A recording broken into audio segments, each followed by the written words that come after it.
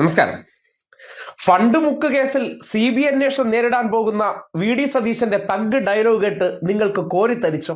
ഞാൻ FCRI വകുപ്പിന്റെ ലംഘനം നടത്തിയിട്ടുണ്ടെന്ന് ഒന്ന് പറഞ്ഞേക്ക്. ഞാൻ പേടിച്ചു പോയെന്ന് പറഞ്ഞു. ഇത് കേട്ടിട്ടേ ഞാൻ പേടിച്ചു പോയെന്നും കൂടി ഒന്ന് പറഞ്ഞേ. കേട്ടല്ലോ. ഇത് കേൾക്കുമ്പോൾ പെട്ടെന്ന് നിരപരാധിയായിട്ടുള്ള ഒരു വ്യക്തിയുടെ കോൺഫിഡൻസ് ആണ് നിങ്ങൾ കരുതും. നിങ്ങളെ 3 പ്രതികരണം കേൾപ്പിക്കും. 3 VD സതീശന്റേതാണ്. കഴിഞ്ഞൊരു വാർത്തയിൽ അത് കൊടുത്തിരുന്നു. എന്നിരുന്നാലും സ്പെസിഫിക്കലി ഒരു വ്യക്തി തെറ്റ് ചെയ്തിട്ടില്ലെങ്കിൽ നിയമസഭയിൽ ഉൾപ്പെടെ പച്ച കള്ളം പറയേണ്ടതുണ്ടായിരുന്നു എന്ന് നിങ്ങൾ ചിന്തിക്കുക. നിയമസഭയിൽ പറയുന്നു, പിന്നാലെ തെളിവ് വരുന്നു, തെളിവ് വന്നതിന് ശേഷം നൈസായിട്ട് ഏതോ ഒരു ശിങ്കിടിയെയും വിളിച്ചുകൊണ്ട് വന്ന് രഹസ്യമായിട്ടൊരു വാർത്താ സമ്മേളനം നടത്തുന്നു. ആ 3 പ്രതികരണം കണ്ടതിന് ശേഷം സതീശൻ അന്ന് ഈ പുനർജനിയിലൂടെ നടത്തിയൊരു വാഗ്ദാനത്തിന്റെ വാർത്ത കൂടി നിങ്ങളെ കാണിക്കാം. അതോടുകൂടി നിങ്ങൾ വിലയിരുത്തിയാൽ മതി സതീശൻ വാക് സാമർഥ്യം കൊണ്ട് രക്ഷപ്പെടുന്ന ഈ പുനർജനി വിഷയത്തിൽ കള്ളനാണോ, ഫണ്ട് മുക്കിയിട്ടുണ്ടോ ഇല്ലതിനെ സംബന്ധിച്ച് നിങ്ങൾ തന്നെ വിലയിരുത്തൂ. അപ്പോൾ ആദ്യം 3 നുണകൾ സതീശൻ നിയമസഭയിൽ പറഞ്ഞത്, പിന്നാലെ അദ്ദേഹം ലണ്ടനിൽ പോയി ഫണ്ട് പിരിച്ചത്, അത് പുറത്തേക്ക് വന്നപ്പോ സതീശനും ശിങ്കിടിയും ചേർന്നുള്ള ഉരുണ്ട് കളിക്കൽ. ബർമിഹാമിൽ ക്ലൈമറ്റ് റെസീലിയൻസിനെ സംബന്ധിച്ച ഒരു വലിയ സെമിനാറിൽ സംസാരിക്കാൻ എന്നെ ഗസ്റ്റായി വിളിച്ചപ്പോ ഞാൻ അവിടെ നടത്തിയ പ്രസംഗത്തിന്റെ CD ആണ് അദ്ദേഹം പറയുന്നത്. ഈ CD എന്റെ ഫേസ്ബുക്ക് പോസ്റ്റിൽ ഇട്ടിരുന്നതാണ്. ഞാൻ വിദേശ രാജ്യത്ത് ഒരു സ്ഥലത്ത് പോയിട്ട് എന്റെ പുനർജനി പദ്ധതിക്ക് വേണ്ടി 1 രൂപ പോലും പിരിച്ചിട്ടില്ല. Around the table, 10 people are there. You are helping 5 families. I am going to give 5 sewing machines to 5 families. They lost their sewing machine. When they get the sewing machine, they can start their life. Actually, you are helping around the table. You are helping 5 families. When you are raising 500 pounds, that will help 5 families. ഞാൻ ലണ്ടനിലെ ബർമിഹാമില് Gulf രാജ്യങ്ങളിൽ ഞാൻ പോയി presentation നടത്തി. ഞാൻ സഹായം മേടിച്ചിട്ടുണ്ട്. ലണ്ടനിൽ ഞാൻ പോയി കഴിഞ്ഞപ്പോൾ ഒരു മലയാളി വനിതയാണ് തിരുവനന്തപുരത്തുകാരി. അവരാണത് ഹോസ്റ്റ് ചെയ്തത്. ആ പരിപാടി അവരാണ് നടത്തിയത്. വലിയ ഒരു ലഞ്ച് മീറ്റിംഗ് നടത്തി. അവരെല്ലാം അവിടെ അങ്ങനെയാണ് നടത്തുന്നത്, സ്പോൺസർമാർ. അവിടെ വെച്ച് ഞാൻ സംസാരിച്ചിട്ടുണ്ട്. ലണ്ടനിൽ പ്രസംഗിച്ച രഹസ്യമായിട്ടാണ്. നിങ്ങളുടെ കോമൺ സെൻസിൽ നിങ്ങൾ ചിന്തിക്കൂ. ഒരാൾ ചെയ്തിട്ടില്ലെങ്കിൽ നിയമസഭയിൽ തനിക്കെതിരെ തെളിവില്ല എന്ന മനോഭാവത്തിൽ വന്നിട്ട് എനിക്കെതിരെ ഒരു സിംഗിൾ തെളിവ് തരാമോ എന്ന് ചോദിച്ചപ്പോഴാണ് രണ്ടാമത്തെ ആ വീഡിയോ പുറത്തേക്ക് വരുന്നത്. അപ്പോൾ നൈസായിട്ട് വന്നിട്ട് ഞാൻ വാങ്ങിച്ചിട്ടുണ്ട് എന്ന് അദ്ദേഹം സമ്മതിക്കുകയാണ്.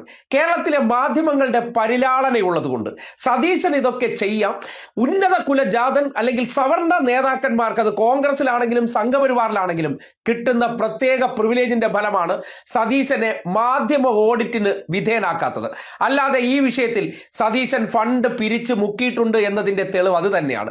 ഇനി നിങ്ങളെ ഒരു വാർത്ത കൂടി കാണിക്കാം. പുനർജനിയുമായി ബന്ധപ്പെട്ട് അറിയാലോ, പ്രളയകാലത്ത് എറണാകുളം ജില്ലയിൽ കൂടി അന്ന് പ്രളയം ബാധിച്ചിരുന്നു.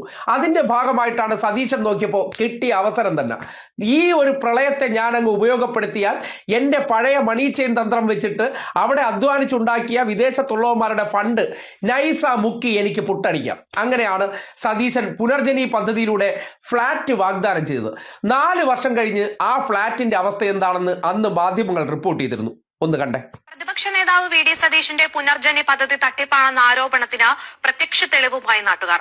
ഫ്ളാറ്റ് നിർമ്മാണത്തിനായി തറക്കല്ലിട്ട് 4 വർഷം കഴിഞ്ഞുവെങ്കിലും പിന്നീടൊന്നും നടന്നില്ല. ഭൂരഹിതരും ഭവനരഹിതരുമായ 12 കുടുംബങ്ങൾക്ക് താമസിക്കാൻ വേണ്ടി പുത്തൻവേലിക്കയിൽ ഒരു ഭവന സമുച്ചയമാണ് പ്രതിപക്ഷ നേതാവ് VD സതീശൻ വിഭാവനം ചെയ്തത്. 4 വർഷങ്ങൾക്കിപ്പുറം ആ പദ്ധതിയുടെ പുരോഗതി എന്താണ് നമുക്ക് പരിശോധിക്കാം. തറക്കല്ലിട്ടിടത്ത് പുല്ല് തഴച്ചു വളർന്നിരിക്കുന്നു. 4 വർഷം കൊണ്ടുണ്ടായ പുരോഗതി ഇതാണ്. പദ്ധതി തട്ടിപ്പാണെന്നതിന് ഇതിൽ കൂടുതൽ എന്ത് തെളിവ് വേണമെന്ന് നാട്ടുകാർ. പുത്തൻവേലിക്കര എളന്തിക്കരയിൽ ശാരദാ വിദ്യാമന്ദിർ ട്രസ്റ്റ് സൗജന്യമായി നൽകിയ 15 സെന്റിൽ ഹാബിറ്റാറ്റ് ഫോർ ഹ്യൂമാനിറ്റി എന്ന അന്താരാഷ്ട്ര സംഘടനയുടെ സഹായത്തോടെ ഫ്ളാറ്റ് നിർമ്മിക്കുമെന്നായിരുന്നു 4 വർഷം മുൻപ് തറക്കല്ലിടുമ്പോൾ VD സതീശൻ പ്രഖ്യാപിച്ചിരുന്നത്. പദ്ധതിയുടെ ഗുണഭോക്താക്കളെ തദ്ദേശ ഭരണ സ്ഥാപനത്തിന്റെ സഹായത്തോടെ കണ്ടെത്തുമെന്നും പറഞ്ഞിരുന്നു. എന്നാൽ 4 വർഷങ്ങൾക്കിപ്പുറം ഒന്നും നടന്നില്ല. പിന്നെന്തിന് ഈ കല്ലിടൽ നാടകം നടത്തിയെന്നാണ് നാട്ടുകാരുടെ ചോദ്യം. ഒപ്പം ഗുരുതരമായ ആരോപണങ്ങളും അവർ ഉന്നയിക്കുന്നു. കല്ലിടൽ അതിന് പിന്നെ നമ്മളെ കഴിഞ്ഞിട്ടല്ലേ ആരെങ്കിലും ഉള്ളൂ? അങ്ങ് ചന്ദ്രനിൽ വരെ കള്ളിട്ട് എക്സ്പീരിയൻസ് ഉള്ള ഞങ്ങൾക്ക് അവിടെ വരെ എന്തെങ്കിലും വികസന പദ്ധതികൾ കൊണ്ടാൽ ഞങ്ങളുടെ ചാണ്ടിച്ചം പോയി കല്ലിട്ടെന്ന് പറയാനുള്ള തൊലിക്കട്ടിയുള്ള വിഭാഗക്കാരാണ്. അതേപോലെ പുനർജനിയിൽ കോടാനുകോടി രൂപ വിദേശത്ത് പോയി അദ്ദേഹം കണ്ടല്ലോ, ഇംഗ്ലീഷിലൊക്കെ സംസാരിച്ച് പിരിവെടുക്കുന്നത് പലരെയും സഹായിക്കാൻ. അങ്ങനെ സഹായം കിട്ടിയവരെയൊക്കെ അദ്ദേഹം പിന്നീട് വേറെ കച്ചവടക്കാരെ കൊണ്ടുവന്നിട്ടാണ് എന്തെങ്കിലുമൊക്കെ ചെയ്തിട്ടുള്ളത്. അന്ന് അദ്ദേഹം FCRI ആക്ട് പ്രകാരം വിദേശത്ത് നിന്ന് ഫണ്ട് കളക്ട് ചെയ്ത് ഇവിടെ ചെക്കൊക്കെ കൊണ്ടുവന്നു എന്നൊക്കെ പറയപ്പെടുന്നുണ്ട്. പക്ഷെ ആർക്കും അറിയില്ല. ഒരു വ്യക്തി കൃത്രിമമായിട്ട് ഇത്തരം കാര്യങ്ങൾ ചെയ്യുമ്പോൾ പുനർജനി എന്നൊരു ഫണ്ടിന്റെ അടിസ്ഥാനത്തിൽ അതിലേക്ക് എത്ര രൂപ വന്നു എന്ന് ജനങ്ങളെ ബോധ്യപ്പെടുത്താതെ വയനാട് ഫണ്ട് എങ്ങനെയാണോ കോൺഗ്രസ്സുകാരും യൂത്ത് കോൺഗ്രസ്സുകാരും മുക്കിയിരിക്കുന്നത്, അതിന് യാതൊരു തെളിവുമില്ലാത്ത രീതിയിൽ മുക്കിയതുപോലെ ഈ ഫണ്ടും അടിച്ചോണ്ട് പോയിട്ടില്ല നിങ്ങൾക്ക് ഉറപ്പിച്ച് പറയാൻ പറ്റുമോ? അവിടെയാണ് നിങ്ങൾ മനസ്സിലാക്കേണ്ടത്, സതീശന്റെ ആ വിദഗ്ധമായിട്ടുള്ള മണി ചെയിൻ തട്ടിപ്പുകാരനായിട്ടുള്ള അല്ലെങ്കിൽ മാർക്കറ്റിംഗുകാരൻ എങ്ങനെയാണോ ആൾക്കാരെ കുപ്പിയിലിറക്കുന്നത്, അതിനുശേഷം ആ മാർക്കറ്റിംഗ് തട്ടിപ്പ് അല്ലെങ്കിൽ നമ്മുടെ നാട്ടിൽ പറയുന്ന പോലെ ഈ മണി ചെയിൻ തട്ടിപ്പ് പൊളിഞ്ഞു പോയി കഴിഞ്ഞാൽ ഏതെങ്കിലും ഒരു വ്യക്തി അതോടുകൂടി അവിടെ നിന്നിട്ടുണ്ടോ? അവൻ പുതിയ മണി ചെയിനുമായിട്ട് രംഗത്ത് വരുമെന്ന് പറയുന്നത് പോലെ സതീശൻ ആ മണി ചെയിൻ തകർന്നപ്പോൾ അത് നടപ്പാക്കാൻ ഏറ്റവും എളുപ്പം കോൺഗ്രസ് പാർട്ടിയാണ്. അതിനകത്ത് നിന്നുകൊണ്ട് അതേപോലെയുള്ള തന്ത്രങ്ങൾ, മണി ചെയിൻ തന്ത്രത്തിലൂടെ തന്റെ പിന്നിലേക്ക് ആളെ കയറ്റുന്നു. അതിനുശേഷം മുന്നിൽ നിൽക്കുന്നവരെ വെട്ടിനിരത്തി അദ്ദേഹം സർവാധിപനാകാൻ ശ്രമിക്കുകയാണ്. അതിന് അദ്ദേഹത്തിന്റെ എളുപ്പ വഴി കയ്യിൽ ഫണ്ട് വേണം. ആ ഫണ്ട് പിരിക്കാൻ ഈ നാട്ടിൽ പ്രളയം വരുമ്പോഴും വയനാട് ദുരന്തം വരുമ്പോഴൊക്കെ അദ്ദേഹത്തെ സംബന്ധിക്കുന്നിടത്തോളം കൊയ്ത്ത് കാലമാണ്. ആ കൊയ്ത്ത് കാലത്തിൽ വിദേശ മലയാളികളെ പറ്റിച്ച് ഫണ്ട് മുക്കി എന്നുള്ളത് ആ കൊടുത്ത മനുഷ്യർ തന്നെ ഇപ്പോഴും പറയുന്നുണ്ട്. ആ നിലയ്ക്ക് വന്ന് നിന്നിട്ട് ഇങ്ങനെ ഉളുപ്പില്ലാതെ ഡയലോഗ് അടിക്കുമ്പോൾ നിങ്ങൾ ആലോചിക്ക്, ഇയാളിൽ കള്ളമുണ്ടോ ഇല്ലയോ എന്നുള്ള കാര്യം നിങ്ങളുടെ സാമാന്യ യുക്തിയിൽ ചിന്തിച്ചാൽ മതി. ഞങ്ങൾ ആരെങ്കിലും പറഞ്ഞാൽ അത് കമ്മികളാണ് പറയുന്നതെന്ന് നിങ്ങൾക്ക് തോന്നുന്നത് കൊണ്ട് നിങ്ങൾ സ്വയം വിലയിരുത്തൂ. ഒരു വ്യക്തിയാണ് ഇതെല്ലാം പറഞ്ഞിരിക്കുന്നത്.